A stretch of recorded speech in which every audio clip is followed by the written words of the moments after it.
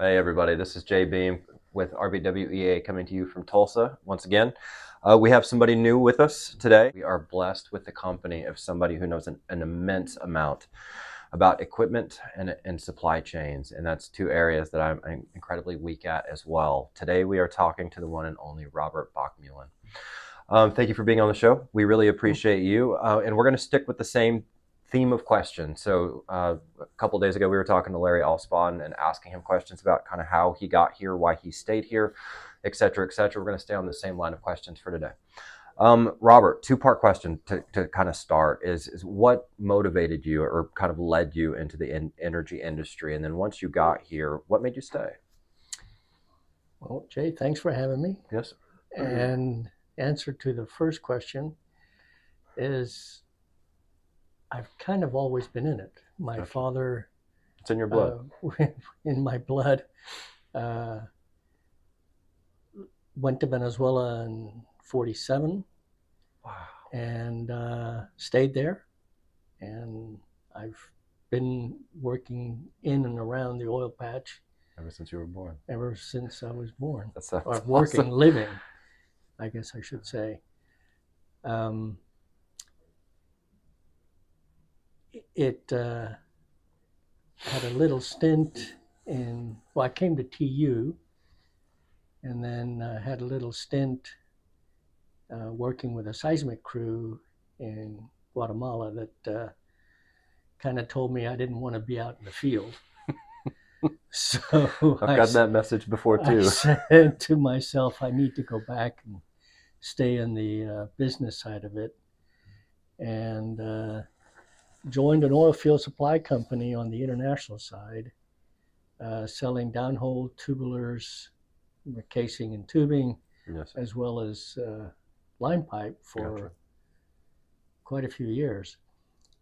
And subsequent to that, joined the T.D. Williamson and was in the sales side of it. Yes, sir. And something that I'll remember for, I guess, the rest of my life was in talking to the owner, he mentioned that, the moment that you put pipe in the ground, it needs maintenance. Mm-hmm. And I responded back that I only wanted to sell a piece of pipe that had a hole at one end of the line and at the other end of the line. And now I was working for a company that was looking to put a hole in as many pieces of pipe as we could. So a little. That's pretty funny. Just a transition from what I was selling to Something new. the next side. What's kept me here is every day is different. Yeah, Every I love customer is different. Every issue is different. Mm-hmm. And if you don't get up in the morning and look forward to that, then this probably isn't for you. It's probably it's not for you. I'm built that way too. I had a conversation one time with an engineer, and he said, "Why do you like doing what you're doing?" And I said, "Well, because every day is different. Every call is different. You don't know if somebody's going to spend a dime with you or spend $1 million with you or is going to complain." Mm-hmm. So it's just the variation. And it's been like that throughout my career. My response to him was that, every day you come into the office, the formulas are still the same, the parameters are still the same. Mm-hmm. Yeah, it's a really good point. It's a really good point. It's the two sides of the coin. So that's really why I've spent my career in doing this. I completely agree with you. I don't think I've ever participated in anything more challenging than the energy industry, unless you were talking about parenting. It's the only thing I could kind of put up there is complex and requires as much of you as the energy industry does. Well, it's global. Very much so. It is global. I mean, I was born in Venezuela. I am bilingual, but the oil patch in any one of the Latin countries doesn't quite operate the same way as it does in the States, but they take an awful lot of knowledge, procedures from the industry that comes out of the U.S. Yes, I mean, the guidelines are there. They mix them with some European guidelines. They put their own little nuances to it, but they have the same issues. Other than, West Texas, you don't have these big Andean mountains going That's down true. where you've got a big pressure head behind it, but it's still a piece of pipe. Sure, you're absolutely right. Physics still has a way of raising its ugly head. Yes, sir. Creating issues that need to be solved by human beings. I completely agree with you. Man, once you got here and you knew it was something that you wanted to participate in, and you had already had all this time to get familiar with the industry as your dad or other family members were already participating in it. What kept you here and kept you really engaged over the course of your career? Because it's kind of a different question. What kept me here in Tulsa? No, just engaged in the industry and participating heavily in it. Is it you just kind of fall in love with it after a little while? Because that's kind of what happened to me. I guess it's. I don't know that I fell in love with it. I mean, it was just my career path. Gotcha. That.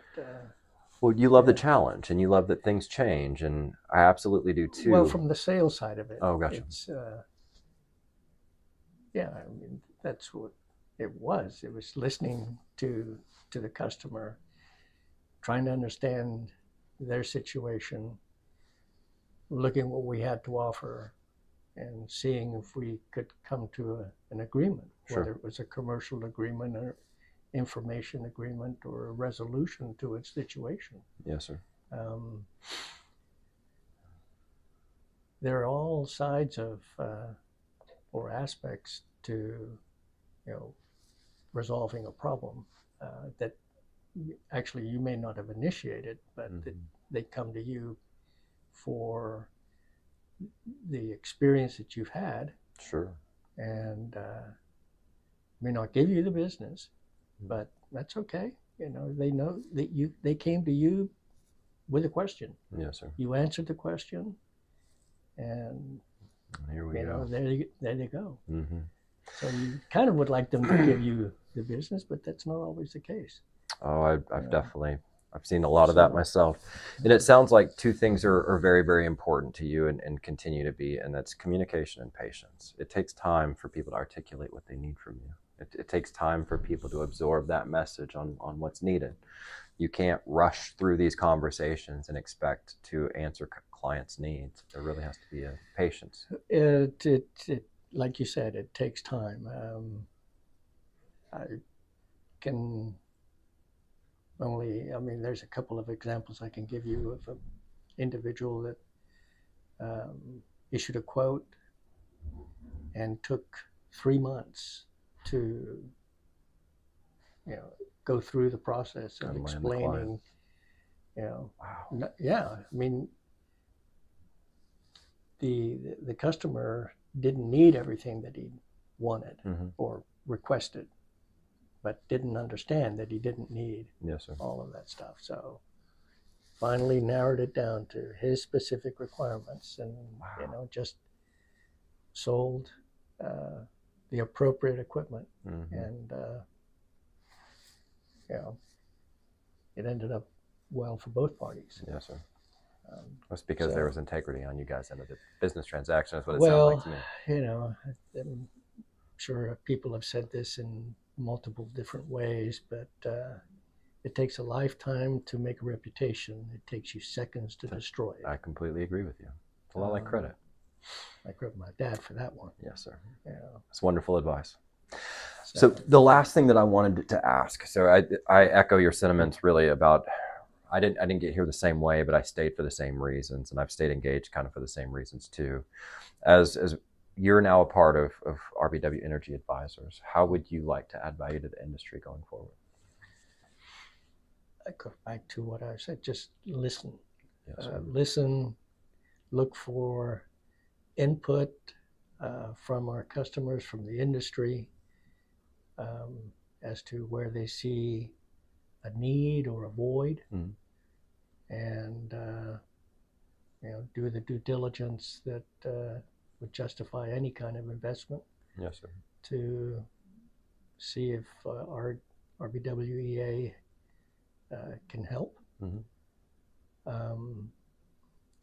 I think there's a need for helping the industry in continuing to uh, to expand the knowledge.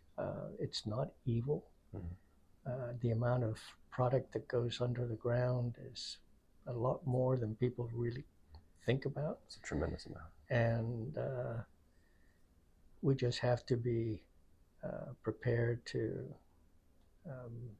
educate and provide that knowledge that we've gathered over the years. Yes, sir. Knowledge transfer is key. It is. It is key, and I'm sure you've been at companies where knowledge has left the company too fast, and now the company suffers as a result of it because it did not get transferred. I've unfortunately had to sit through that a couple of times. Well, I had a gentleman that I used to do business with, and he was of Asian descent, and their philosophy is think in generations, not in quarters. Gotcha. So you think long-term. Long-term planning. And, you have that route. Got a long way to go. That's true. I appreciate the perspective. And I think that that's really, really important is to get a broad view of what it is that you're trying to do and then adjust timelines accordingly. Man, that's wonderful advice. And that's something that I really could have listened. I needed to hear today. So thank you very much for that. Thank you. Absolutely. Thank you guys so much for spending some time with us. We really appreciate you guys sitting through and getting to learn more about Robert Bockmeulen. We're incredibly fortunate to have him here. He has already added tremendous value to our organization. If you guys have any questions or comments for Robert or myself, please drop them in the comments. We'll address them the next time we talk. Thank you guys so much. Have a wonderful day.